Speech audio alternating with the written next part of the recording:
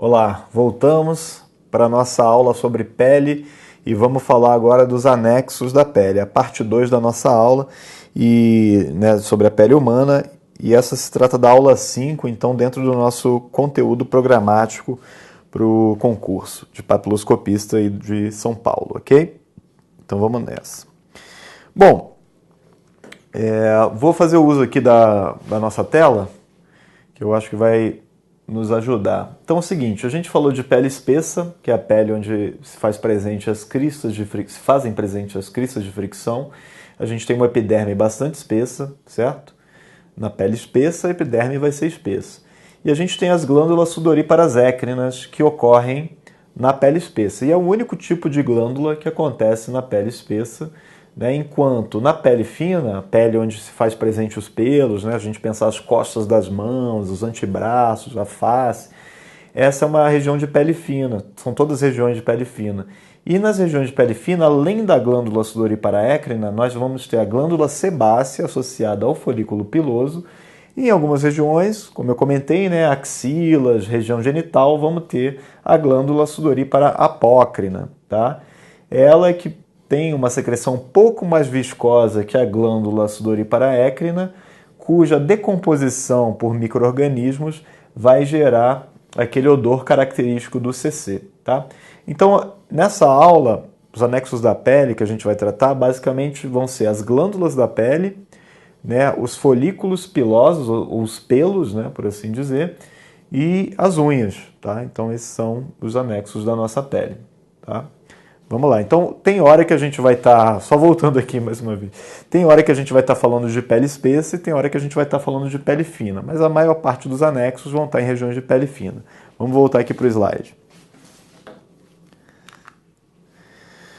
Bom, para terminar o nosso assunto, né, na nossa última aula, a gente estava falando sobre a epiderme e a derme, que são camadas da pele, e a hipoderme, que não consiste em uma camada da pele, né?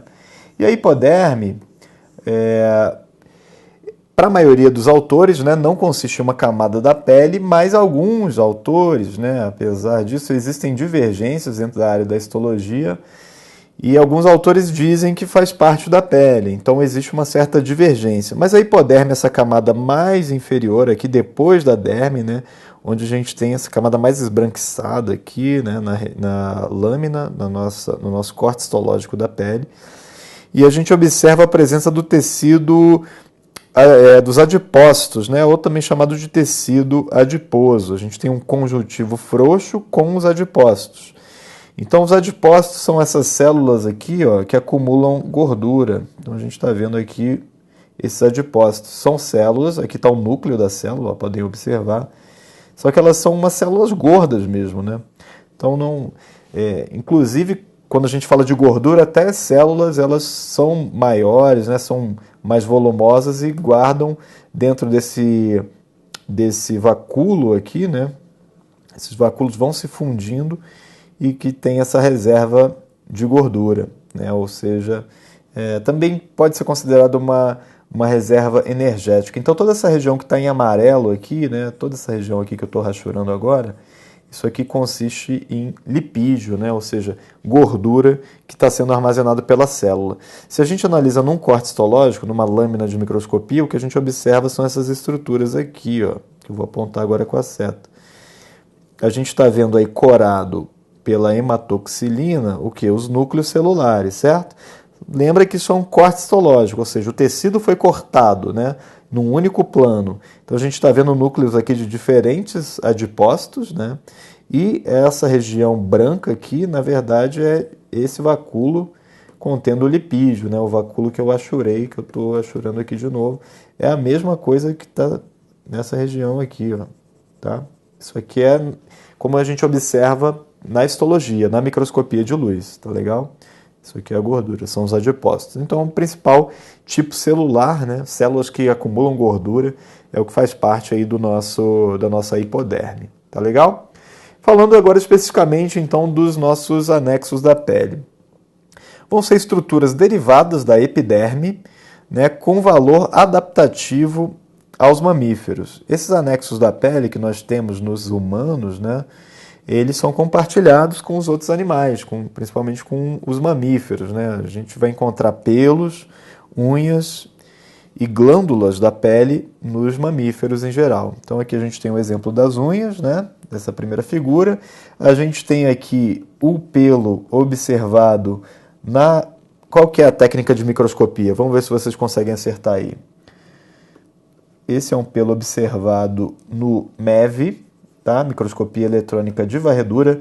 Aí vocês vão falar, pô, mas não é uma imagem preto e branca. Por que essa imagem está com essa cor meio acastanhada? Aí é o seguinte, a imagem ela é obtida preta e branca, sempre no MEV, porque elétron não vai nos dar informação de cor, né? Mas essa imagem depois no Photoshop vai ser corada. Existe um grande número de pesquisadores dessa área que estudam, né, com microscopia eletrônica de varredura, que acabam aplicando cor no Photoshop depois sobre as estruturas em preto e branco, e a gente tem um efeito bacana como o dessa imagem aí. E aqui a gente vê, né, essas escamas aqui do cabelo, né, que nada mais são do que essas estruturas queratinizadas, né. E aqui, ó, na microscopia de luz, então aqui a gente tem o microscópio óptico, né, microscopia óptica ou de luz, a gente está vendo o cabelo exatamente aqui onde está escrito em inglês, né, hair shaft, tá, que seria essa estrutura aqui, ó, que eu vou passar aqui agora, toda essa estrutura aqui, tá? Isso aqui seria o nosso cabelo. E aqui a gente tem o folículo piloso, tá? E uma glândula sebácea aqui à esquerda, né? Essa região aqui, ó, é a região da glândula sebácea que está associada ao folículo piloso. Então, sempre que a gente tiver glândula sebácea, né, ela vai estar ligada ali ao folículo, tá? Pelos, especificamente sobre pelos. Eles são chamados de apêndices filiformes ou coniformes, tá? São também chamadas de hastes queratinizadas, tá? Eles podem ter diferentes espessuras no nosso corpo. Em algumas regiões de pele fina, como por exemplo a face, na testa, a gente tem pelos muito pequenos, né? Chegam a ter diâmetros micrométricos e não são muito perceptíveis a olho nu, tá? Mas são pelos muito finos e estão presentes com as suas glândulas sebáceas. Tanto é que essas regiões elas possuem um alto teor, né, uma alta concentração de glândulas sebáceas. Então eu não preciso ter pelos grandes e espessos para ter uma grande concentração de glândulas sebáceas, né? Eu posso ter isso. Eu vou ter principalmente na face, né, na testa, no nariz, nas costas, são regiões em que eu tenho grande concentração de glândulas sebáceas. Bom, os pelos têm uma origem dérmica e são constituídos de queratina, assim como a epiderme, né? Principalmente as camadas mais externas ali da pele, a gente tem muita queratina. Na questão dos pelos, os cabelos, né? Os pelos do corpo, a gente também tem essa proteína, né? Chamada de queratina. Tá? Não crescem constantemente, isso é uma outra característica dos pelos. Tanto é que a gente percebe que se a gente deixar o cabelo crescer, o nosso cabelo ele vai começar a formar pontas, né? Ele não cresce de uma maneira homogênea e uniforme, né? Ele vai formando pontas, porque alguns pelos vão crescendo enquanto outros vão ficando estagnados. Existem ciclos de crescimento dos pelos, tá? A gente chama de folículo piloso, tá? É o termo técnico para os nossos pelos. E eles têm como função a proteção mecânica e térmica, tá? Então, além de proteção mecânica, tem uma proteção térmica, ele ajuda a segurar a temperatura do nosso corpo, tá? E o pelo se divide em 3 zonas, tá? Que em corte transversal, se a gente cortar o pelo, a gente vai observar a medula, o córtex e a cutícula, tá? A cor do pelo vai ser dada pela pigmentação, né, e de acordo com a presença de melanina. Então, melanina, além de conferir a cor da pele, também confere a cor do pelo. Vamos dar uma olhada aqui no corte transversal, né, do nosso pelo, e a gente vai perceber o seguinte. Aqui, se a gente olhar aqui na região superior, essa região central é a que a gente chama de medula. Tá? Então, vou sublinhar aqui a medula. Já está anotado aqui na figura, tá? Medula é essa região mais central, tá? A gente vai ter o córtex como essa região média do pelo e a cutícula do pelo como essa região mais posterior aqui, a região mais externa, onde estão aquelas pareciam escamas, né, na microscopia eletrônica de varredura, né? Mas são as células já contendo a queratina. Então a gente observa aqui na medula, aqui já dentro da região do bulbo do pelo, aqui mais embaixo, né? Eu vou até indicar aqui com a seta, nessa região aqui do bulbo do pelo, a gente tem a medula, temos células aqui, né, que são produtoras da queratina, e vamos ter então na sequência córtex, então aqui é a medula, o córtex e a cutícula, ok? Essa aqui é a formação dentro do tecido, né, do nosso folículo piloso, tá joia? Então ele se forma, observem aqui, essa figura, infelizmente, ela não está mostrando epiderme e derme, né? Mas o folículo ele entra mais profundamente na derme, tá? E a gente tem aqui embaixo também, podem observar, a papila dérmica está sendo indicada aqui na parte mais basal do pelo, né? Opa, deixa eu voltar aqui. Papila dérmica, então, sendo indicada nessa região mais basal. A gente tem melanócitos aqui embaixo também, né? Se vocês quiserem analisar com mais calma a figura, podem dar um pause. E nessa figura aqui da direita, a gente tem a pele fina, né? Se eu tenho pelo, ela é pele fina, então a gente observa essa epiderme bem fininha e a derme logo abaixo. E aqui está o nosso folículo piloso.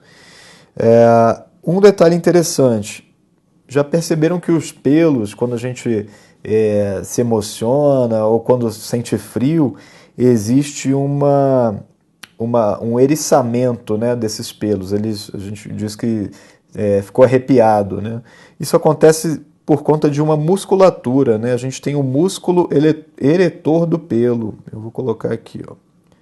É uma musculatura que deixa esse pelo ereto. Ela se contrai e aí o pelo fica levantado, né, na nossa pele, na cabeça. Tá legal? O que mais que a gente tem associado ao pelo, além do músculo eretor do pelo? A glândula sebácea, tá aqui bem representada nessa figura, né? Aqui, ó, nessa região aqui é uma glândula sebácea.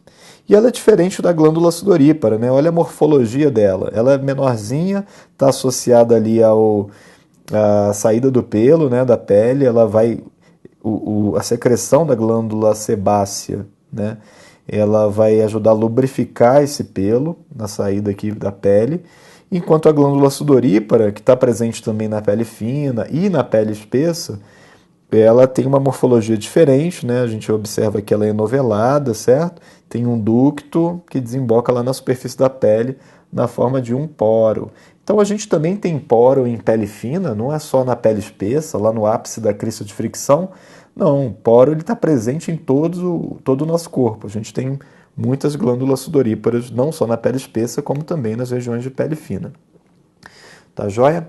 Vou falar mais das glândulas daqui a pouco. E as unhas, hein? Elas são placas queratinizadas. Então, o que a gente está vendo em comum aqui desses anexos da pele é que tanto os pelos quanto as unhas são queratinizados, ou seja, tem células que produzem a queratina, né? No caso da unha, o tipo da queratina é essa alfa-queratina, que é mais dura que a queratina que é encontrada na epiderme. Então ela é mais dura que a queratina da epiderme e mais dura que a queratina dos pelos também. Por isso que a unha, nos mamíferos, né, ela é uma estrutura que pode ser chamada até de garra, né? Podem ser estruturas bem resistentes, tá? Também, essa alfa-queratina também é encontrada em chifres de vários animais, não só nas garras como nos chifres dos animais. É a mesma proteína, ou seja, de fato, bastante dura, né? E ela oferece, a principal função das unhas é a proteção, tá? A proteção dessas extremidades dos nossos dedos das mãos e dos pés, tá? Ela possui como partes a matriz da unha, que é a região viva da unha, a região que produz células para formar a chamada lâmina ungueal. Essa lâmina ungueal nada mais é do que a unha em si, a unha propriamente dita, tá? Então, vou até anotar aqui, ó, é a unha em si. Quando se acontecer, né, de alguém bater o dedo, dar uma topada, fechar a porta no dedo e essa unha se desprender e sair, o que vai sair, na verdade, é a chamada lâmina ungueal, tá bom? Esse é o termo técnico, já que a gente está estudando para um concurso da área técnico-científica, né, que é o de papiloscopista, para a identificação humana, né, a gente precisa saber usar os termos técnicos. Então, lâmina ungueal. A lúnula é essa parte visível da matriz da unha, que se associa, que na verdade ela pode ser percebida na unha como essa região mais esbranquiçada, né, no formato de uma semilua. Tá? Então seria chamada lúnula. A gente observa aqui na figura, ó, a lúnula indicada. Eu vou fazer aqui apontar ela aqui para vocês verem. Essa região mais branquinha aqui da unha, tá? Mais na base, certo? O leito é a pele abaixo da lâmina ungueal. Então, se alguém, porventura, já tiver tido essa experiência de ter perdido a unha, sabe que a pele é bem sensível, né, abaixo da unha, e é chamada de leito, tá legal? Aqui a gente tem o leito ungueal, eu vou apontar para ele aqui na figura da direita, tá legal? Leito ungueal. Se a gente remover a unha, é aquela pele abaixo da unha. A lâmina ungueal é a parte dura da unha, que é uma camada de células mortas e compactadas. Então, assim como na nossa superfície da pele, na camada córnea, né, da nossa pele, a gente tem células mortas ali que vão se descamando, no caso da unha é parecido. Claro que o tipo de proteína é diferente. A gente está falando de alfa-queratina no caso da unha, mas ela tem uma estrutura, né, de compactação semelhante, né? As células vão sendo mortas e compactadas, formando então a nossa lâmina ungueal ou unha propriamente dita. Aqui na figura da direita a gente tem a porção livre, ou seja, a porção que não está em contato com a pele, a lâmina ungueal, que é essa parte dura da unha, né? O hiponíquio, que é essa regiãozinha demarcada aqui, tem esse nome de hiponíquio, já na pele, né? Uma região da pele. Se a gente remover a unha, a gente consegue ver. E o leito ungueal, a parte da pele abaixo da unha. A matriz, como a gente está vendo aqui nessa figura, a matriz ungueal é a região que possui as células vivas, né? Vou colocar aqui, ó, células vivas. As células que vão produzindo a queratina, empacotando e, à medida que elas vão morrendo, né, e sendo compactadas, elas vão se tornando aí a lâmina ungueal, tá? Beleza. E sobre as glândulas, então, a gente tem esses três tipos, já comentamos algumas vezes, mas vamos comentar em mais detalhes agora. Glândula sudorípara écrina, glândula sudorípara apócrina e glândula sebácea. A gente já observou essa figura algumas vezes e ela traz os três tipos, né? Aqui os três tipos de glândulas. Vamos lá. Bom, a glândula sudorípara, propriamente dita, ou glândula sudorípara écrina, é a glândula produtora do suor, tá? A sua função principal é termorregulação, ou seja, o controle da temperatura e a excreção. Então existem alguns compostos no sangue que são indesejáveis ao corpo, que além de serem excretados pela urina, eles também vão ser encaminhados aqui à nossa glândula sudorípara, tá? Um exemplo clássico é a ureia, tá? A ureia é um dos elementos. Dentre outros, tá? A gente vai comentar um pouco mais quando eu estiver falando sobre a química das impressões latentes. Temos de 3 a 5 milhões de glândulas sudoríparas em todo o corpo e eles podem produzir até 10 litros de suor por dia. Então, se no caso de atletas, né, que constantemente estão se exercitando, pode chegar até 10 litros de suor sendo produzidos por dia. E o suor é principalmente água, entre 98% e 99% é água, mas a gente vai ter cloretos, vamos ter aminoácidos, proteínas, ureia, né, como eu comentei anteriormente.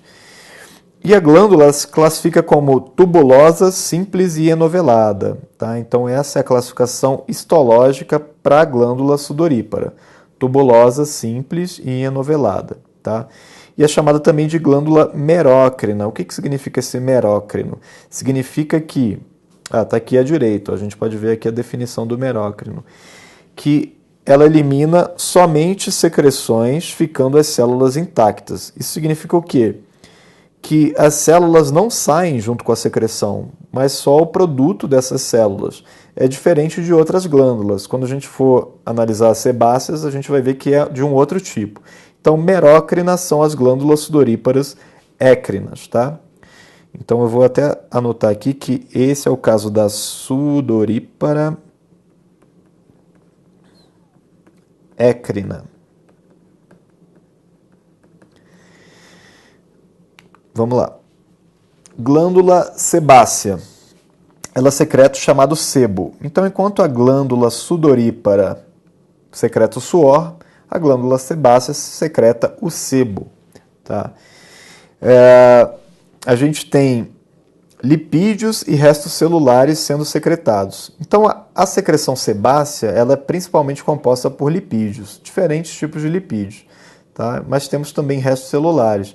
Então, daqui a gente já conclui o quê? Que não são glândulas merócrinas, elas são glândulas chamadas de holócrinas, quando o conteúdo celular, a célula como um todo, faz parte dessa secreção.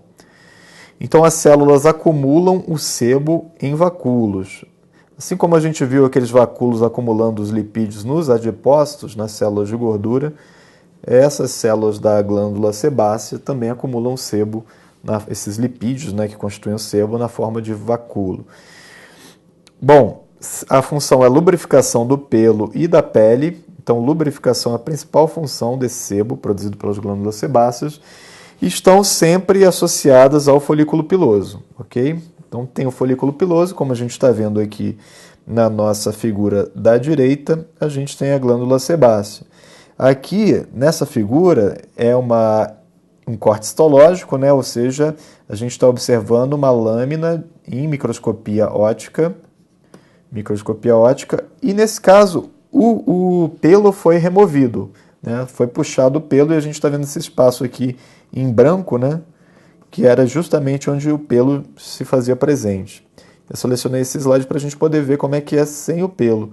E a gente tem aqui a glândula sebácea, né? Aqui embaixo, a sebaceous gland, seria a glândula sebácea, que está associada ao pelo. Todo esse sebo ele vai saindo por aqui, ó, encontra aqui essa região do pelo e vai até a superfície da pele, né, esse sebo. Tá legal? Aqui seria o ducto dele, né, por onde ele passa. Tá joia? Vamos em frente. E aí essa glândula ela é classificada como do tipo alveolar, é diferente da glândula sudorípara, que é classificada como uma glândula tubulosa, simples e anovelada. Nesse caso da sebácea, é uma glândula alveolar e do tipo holócrina. Qual que seria a definição, então, para holócrina? A célula inteira morre e se destaca para participar da constituição da própria secreção. É por conta dessa pele se destacando, né, e morrendo e fazendo parte da secreção sebácea, que a gente tem os núcleos celulares, ou seja, a gente tem o DNA sendo secretado no sebo. Então, quando alguns autores dizem que é possível detectar o DNA de impressões digitais,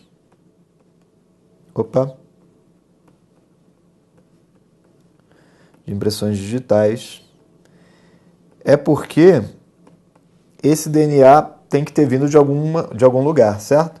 Na secreção sebácea a gente tem as células e os núcleos das células indo junto com o sebo, né? Indo lá para a superfície da pele. Consequentemente, quando a gente toca essa pele fina e carreia a secreção sebácea para a superfície das nossas cristas de fricção, a gente está carreando também esses núcleos celulares, tá? O último tipo de glândula, eu vou até voltar, que a gente não comentou nesses slides, é a glândula sudorípara do tipo apócrina. Então a gente falou de 3 tipos, né? A gente falou da glândula merócrina, que no caso é a sudorípara écrina, certo? Sudorípara écrina. A gente falou da glândula holócrina, que no caso é a glândula sebácea. Então, na merócrina, apenas a secreção da célula é que vai sendo passado aqui para o ducto, né, e vai desembocar lá na superfície da pele. Apenas o produto, né, da célula e não a célula como um todo.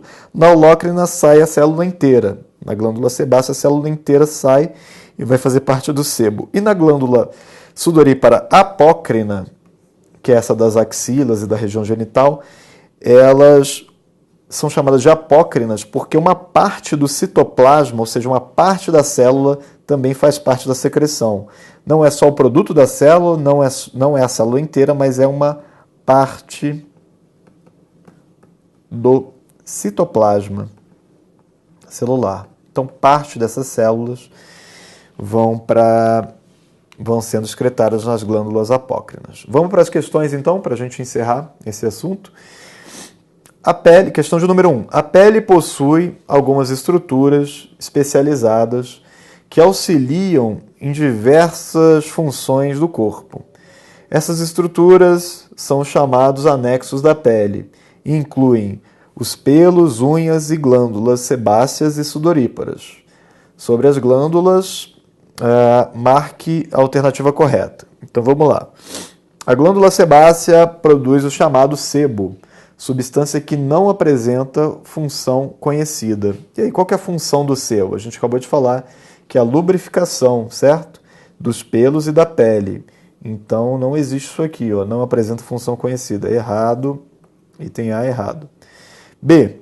A glândula sebácea possui a função principal de lubrificar pele e pelos. Correto.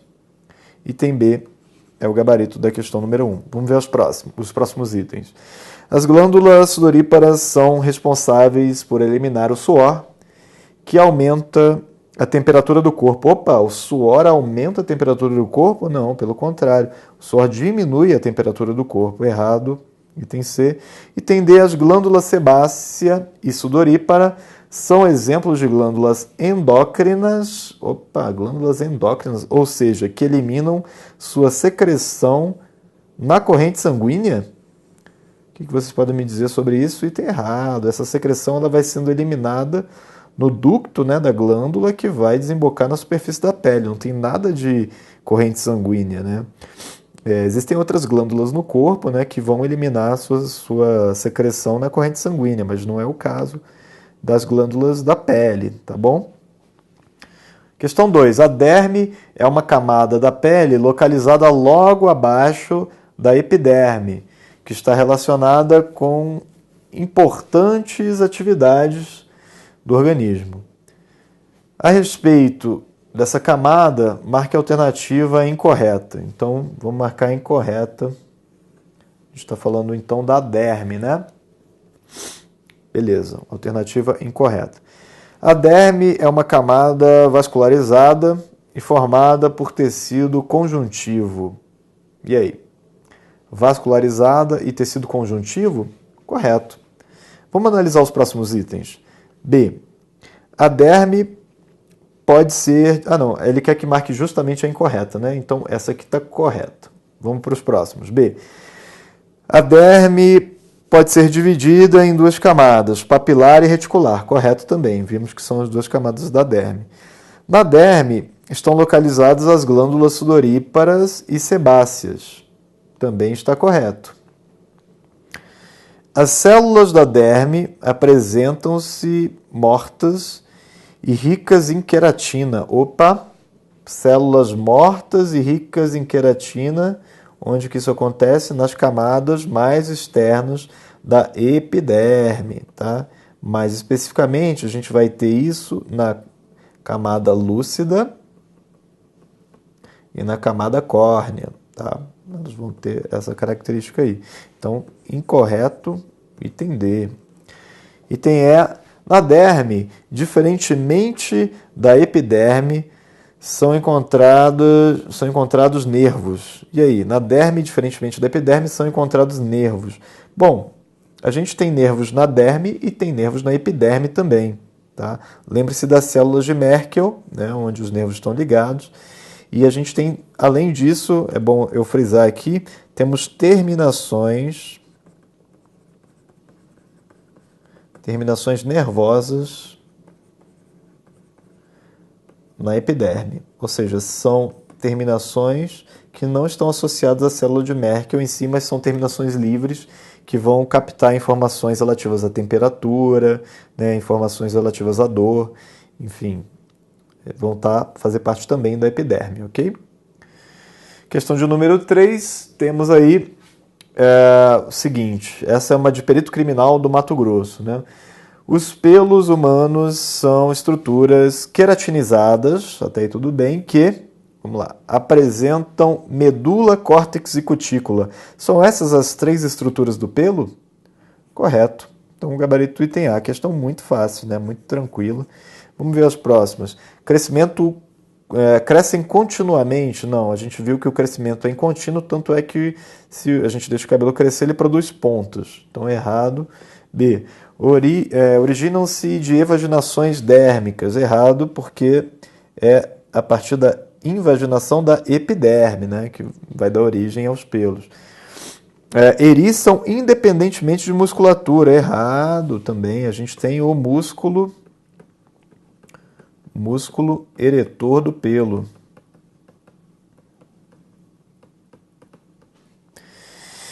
E letra E. Apresentam um único tipo celular na raiz. Errado. A gente viu que existem células produtoras de queratina, a gente tem o melanócito, que vai conferir a coloração, né, dentre outros, ok? Então, errado também. Item E. Gabarito letra A. 4. As unhas são estruturas relacionadas com a manipulação de objetos e também com a proteção dos nossos dedos. Elas são formadas por células escamosas. Isso é um outro tipo, né, de nomenclatura que pode ser dado para aqueles queratinócitos, aquelas células mortas, né? Células mortas e achatadas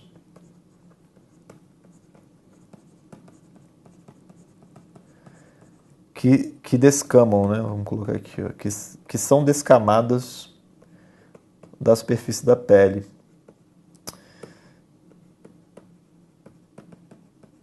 São descamados da superfície da pele, tá? Então, poderiam ser chamadas de células escamosas, porque parecem escamas, né? Então, aqui, elas são formadas por células escamosas quitinizadas, certo? Errado. Quitina é uma proteína dos insetos, né? Aquele exoesqueleto dos insetos. Caramba, ficou horrível esse. Vamos só fazer assim que vai ser mais fácil. Então, é a principal proteína dos insetos, né? Que forma o exoesqueleto dos insetos. Estou tendo uma dificuldade aqui com essa caneta. Pronto. Queratinizadas, correto. Queratinizadas, lembrem-se, queratina é a principal proteína produzida pelas células que se chamam queratinócitos, né? Até uma dica aí, é o próprio nome da célula. O que mais que a gente tem? Colagenizadas, nada a ver. Lignificadas, lignina já é de planta. E carbonizadas, que já seria a queima completa, né, dessas células, então não tem nada a ver. Gabarito item B. E eu acho que essa... não, ainda tem mais 2 questões. As unhas apresentam algumas partes básicas. Analise as alternativas abaixo. Marque aquela que indica o nome da porção que tem a aparência de uma meia-lua. Ah, tá. Meia-lua tá muito fácil, né? Vamos direto? Então, lúnula. Gabarito, letra C. Né? 6. A região onde está localizado o epitélio germinativo que origina a lâmina ungueal recebe o nome de... Vamos lá, podem resolver aí.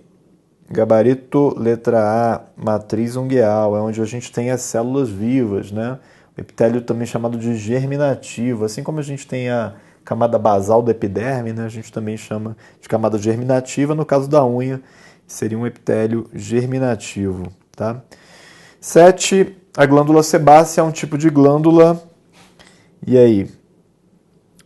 Endócrina, não é endócrina, é exócrina, certo? Porque joga para fora o seu conteúdo, vai para a superfície da pele, responsável por produzir o sebo, aqui na item C, né? Vamos lá. Exócrina responsável por produzir o sebo, uma substância formada principalmente por proteínas e carboidratos. E aí, certo ou errado? Errado. Sebo não é proteína e carboidrato, é lipídio. Exócrina e holócrina, ok, holócrina, porque é o conteúdo, a célula como um todo, né, não só seu conteúdo é lançado, como uma secreção constituída também pela célula secretora. Correto. Gabarito item D. Tá? E o item E, mista, que apresenta uma porção endócrina e outra porção exócrina. Não tem secreção sendo liberada na corrente sanguínea. Errado também. Tá? E não é endócrina, então nem A nem B poderiam estar certos. 8. As glândulas sudoríparas liberam suor, normalmente sem que nenhuma parte da célula secretora seja eliminada.